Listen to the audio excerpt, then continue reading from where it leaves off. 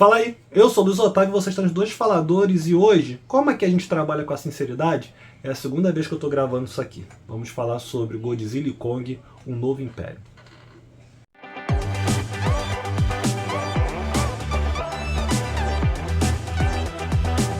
Se você é novo por aqui, seja bem-vindo, não deixa de se inscrever e clica no sininho para receber as notificações, lembrando que é fundamental, se você estiver acompanhando a gente aqui no YouTube, que você faça isso, porque a gente mudou de canal, a gente teve um problema no nosso canal antigo, então estamos começando de novo todo o processo do zero, então é fundamental que você nos ajude nesse processo, nessa nossa etapa aqui de reconstrução. Procura a gente também em todas as redes sociais, com dois faladores, é muito fácil de achar. Por que eu tô gravando de novo isso daqui? Eu fiz um vídeo mais cedo, gravei, tá até postado, eu vou apagar depois, tá no YouTube, tá no Spotify, já a gravação, tudo programado para sair amanhã quando acabar o embargo. Mas a verdade é que conforme o dia foi passando, eu fui pensando um pouco sobre o filme e eu não fiquei satisfeito com o que eu falei no vídeo. Eu acho que eu podia ter trabalhado melhor as ideias, eu acho que de certa maneira eu não consegui me fazer entender muito bem no que eu estava querendo dizer, no que eu estava sentindo, e aí por isso eu resolvi, e felizmente tive tempo para isso também, né? Então eu resolvi voltar para cá e tentar me explicar melhor. Bem, então, rapidinho a história, né? A gente tem a continuação do primeiro, Godzilla e Kong, em que a gente teve o enfrentamento em si dos personagens, e agora está cada um vivendo no seu canto, o Kong vivendo na Terra Oca, o Godzilla vivendo na superfície, aparecendo de vez em quando, hiberna, e aparece quando tem algum novo titã caminhando pela Terra. Então eles estão muito bem separados e quem fica observando tudo isso, quem está acompanhando tudo isso é a Monarch, que se tornou uma empresa aparentemente muito maior do que já era. Ela agora consegue fazer o registro da Terra Oca, ela acompanha os passos do Kong, ela tem o registro de vários outros titãs que nem apareceram ou não tinham aparecido ainda nos outros filmes. Então ela está realmente uma mega corporação gigantesca, sabe tudo que está acontecendo no planeta. Desculpa, pessoal. A garganta está meio ruim. E então você tem esse um pouco que equilíbrio, né, entre o Kong, essa relação do Kong com o Godzilla, só que a partir do momento em que um chamado de um local desconhecido, um chamado inesperado surge, isso faz com que as pessoas percebam que tem então alguma coisa diferente surgindo, alguma coisa que vai tentar trazer um desequilíbrio para essa paz que estava estabelecida. E é isso a gente pode falar, porque o trailer mostra, isso está relacionado ao aparecimento, ao surgimento do King Scar, que vai ser então o grande vilão desse filme. E aí a gente já precisa falar algumas coisas aqui sobre o filme, tá? E aí isso vem muito do que eu estava sentindo sobre o primeiro vídeo e esse de aqui agora. Eu vou primeiro começar a falar dos problemas do filme, que aí eu acho que vai ser mais fácil de organizar as ideias, vai ser mais fácil de vocês me entenderem.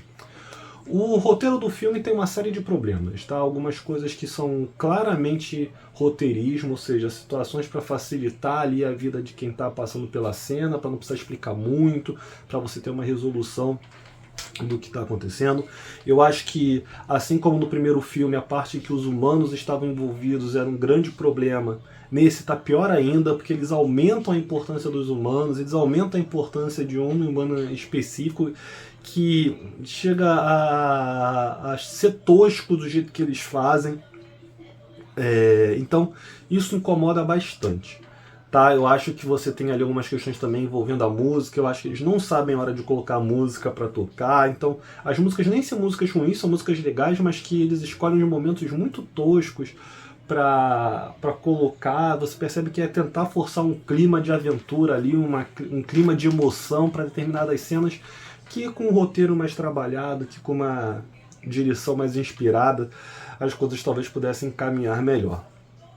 E ainda falando sobre o núcleo dos humanos, o humor também é muito complicado. A gente percebe ali várias tentativas de fazer piada que não funcionam, e chega a rolar até um certo constrangimento. E não é por causa dos atores, tá? Quer dizer, não é especialmente por causa de um ator, que eu não lembro o nome dele agora, mas ele já estava no primeiro filme, que ele é o cara responsável por um podcast que acompanha a história dos titãs no planeta. Então, assim, você vê que o ator está ali se esforçando, e muitas das piadas que você consegue salvar no filme é graças à atuação, é graças à entrega dele. O outro personagem é um veterinário, que eu achei a proposta interessante. Você tem um veterinário para titãs, você tem um veterinário para tomar conta do King Kong, um veterinário para conhecer as espécies de titãs que existem. Eu acho isso muito bacana. Mas o personagemzinho tosco, personagemzinho chato, assim... Podia ter colocado o ator do podcast como responsável por conhecer esses caras e elaborar melhor todo esse núcleo aí. Porque realmente faz parte assim, de grande coisa que não faz sentido dentro do filme, a participação desse personagem. E nem tô falando assim de coisas bizarras, que eu até achei divertido, achei curioso, como por exemplo algo que eles vão resolver logo no início do filme. O Kong tem um problema num dos dentes e esse cara vai ajudar a resolver. Eu gostei disso. Eu entendo quem não vai gostar, mas é algo que eu gostei, tá? Outro problema do filme é que o filme é Godzilla e Kong, parece muito mais um filme do King Kong com participação do Godzilla. O Godzilla aqui ele tá muito mais como...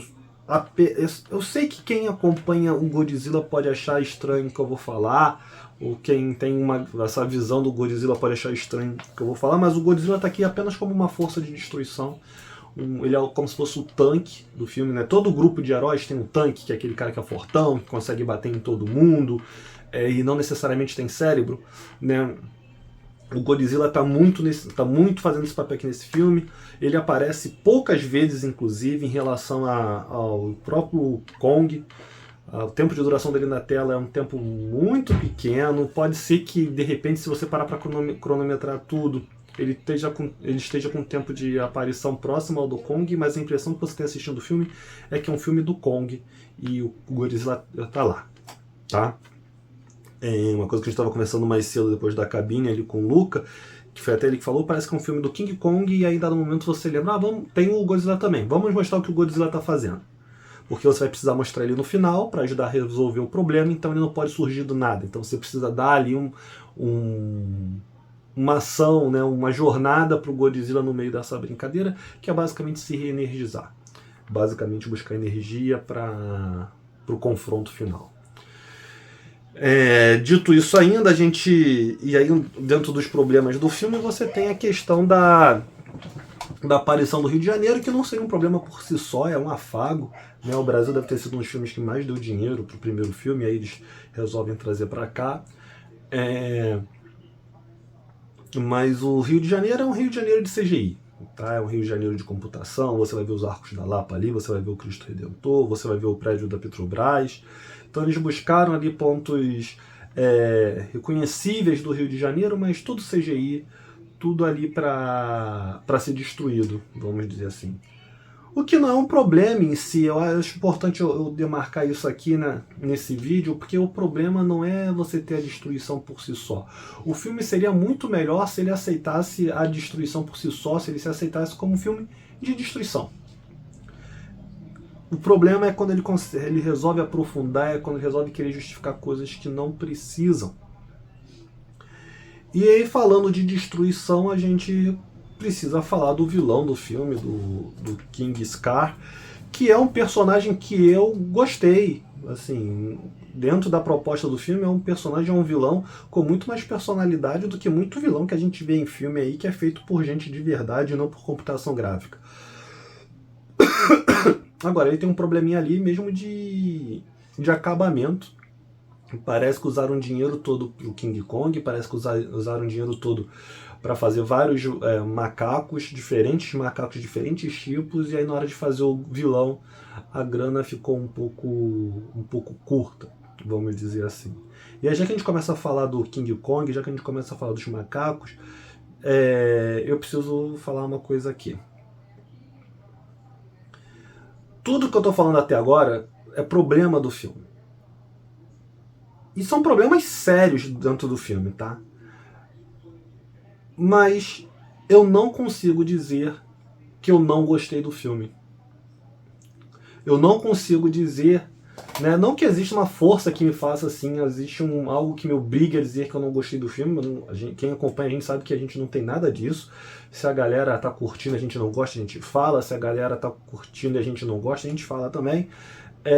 Mas é estranho porque o filme reúne muitas coisas para não se gostar dele. Ele, como uma produção cinematográfica, ele é problemático em vários sentidos. Mas ele acerta numa coisa que ele se propõe, e nisso ele acerta em cheio, que é o King Kong.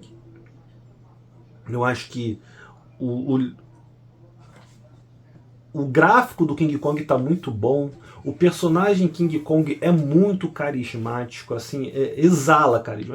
Eu sei que é bizarro, parece forçação de barra falar disso de um CGIzão, não é nem CGI, de um CGIzão, de um troço feito em computador, mas o King Kong ele exala simpatia, ele exala personalidade, e é nisso que o filme se apoia, é nessa personalidade que o filme vai se apoiar o tempo todo. Talvez não, até por isso ele tem muito mais tempo, ou parece ter muito mais tempo que o Godzilla, que é uma figura que é mais difícil, que é até mais rígido de você tentar trazer algum carisma pro personagem. E o King Kong não tá só. Antes de falar das companhias, né? E o King Kong tá mais inteligente, o filme já mostra logo de cara que ele desenvolveu ali dentro da Terra Oca, que ele aprendeu a fazer armadilhas, que ele aprendeu a ir por confronto, não apenas na força bruta em si, mas que ele aprendeu a desenvolver artimanhas. E ele tem, então, a companhia de vários outros macacos nesse filme. Tem o Mini Kong, que aparece nos trailers e tal, com maior ênfase, que é uma figura também que consegue demonstrar muito bem o que está sentindo, e a gente precisa bater palmas aqui.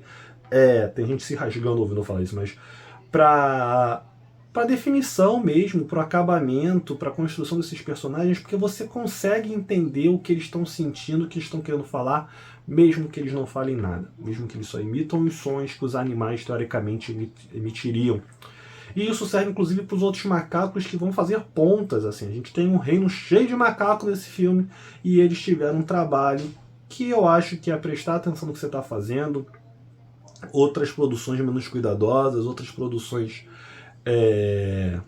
talvez menos preocupadas com detalhes não fariam isso, que você tem macacos de diferentes tipos. Então você tem macaco com mais pelo, macaco com menos pelo, macaco com mais cicatriz, macaco com menos cicatriz, macaco velho, macaco novo, macaco gordo, macaco magro. Você tem macacos de tudo quanto é tipo, e todos eles de alguma maneira conseguem transmitir o que estão querendo sentir. O maior problema dos macacos, como eu falei, é justamente o King Scar, porque falta ali resolução no desenho dele, assim, no gráfico mesmo dele que eu estou falando. Alguns momentos ele parece uma figura meio embaçada, mas reforço aquilo que eu já falei também, que você consegue entender o que ele está querendo fazer, você consegue perceber a personalidade que esse personagem tem, então acho que isso é um acerto. Se você está procurando um filme muito profundo, esse filme provavelmente não vai te agradar, mas se você aceitar abraçar a galhofa que o filme se propõe, entender que é um filme de batalha entre monstros, que ele só está querendo colocar os monstros para lutarem entre si e causar destruição, eu acho que você vai curtir o filme, acho que você vai aproveitar o filme, acho que você vai gostar do filme. Não acho que as cenas de batalha sejam a última bolacha do pacote, mas eu também não acho elas tão pouco inspiradas quanto eu ouvi algumas pessoas falando. Então acho que se você está querendo de novo assistir um filme do King Kong com o Godzilla, é isso que você vai ter. E se você for sabendo o que é isso, né, sabendo que você está indo assistir um filme sobre isso, eu acho que você vai curtir a experiência e pode gostar do filme. Não vá esperando, por exemplo, um Godzilla Minus One, que é uma proposta totalmente diferente de filme, é outra proposta, é outra pegada, é outra coisa. Esse filme tem a participação aqui de algumas criaturas que não apareceram na divulgação, outras que até apareceram na divulgação. Esse filme explica, né, já que foi uma leve polêmica que apareceu aí no meio da divulgação de por que o Godzilla agora está com raio rosa e não está mais com raio azul. Existe uma explicação para isso. E só para falar mais um detalhezinho negativo do filme, antes de falar se vale o ingresso ou não, o primeiro é muito mais bonito que esse. Assim, eu falei, das cenas de luta aqui que você vai curtir, mas não, nesse filme não tem nenhuma cena de luta que seja melhor, por exemplo, do que a cena de luta no porta-aviões do primeiro. E a cena de luta no Japão, na Coreia, agora eu não lembro, do primeiro, que a cidade está toda em neon, também não tem nenhuma cena de luta nesse melhor do que aquela. E aí vem a pergunta, então, esse filme vale o ingresso? Depende de você. Aqui é um daqueles casos que depende muito de você. Se você está procurando um filme mais sério, não vale o seu ingresso. Agora, se você está procurando um filme para relaxar, um filme para distrair, uma groselhada, uma galhofada ali que está querendo só entreter e fazer coisas absurdas, ele pode valer o seu ingresso. Eu acho que você pode curtir e vale até a coquinha e a pipoca. Tá? Então é isso, espero que eu tenha conseguido nesse segundo vídeo me expressar melhor, dizer melhor o que eu estava querendo sentir. Se você chegou até aqui e não se inscreveu ainda, não deixa de se inscrever. Clica no sininho para receber as notificações se você estiver no YouTube, se você estiver ouvindo a gente no podcast, pelo podcast lá no Spotify. Não deixa de seguir a gente também, é importante. Escreve aqui nos comentários se você está animado para assistir o filme, se esse vídeo te ajudou a ter uma opinião sobre ele ou não, se você concorda, se não concorda. É isso, pessoal. Valeu e até a próxima.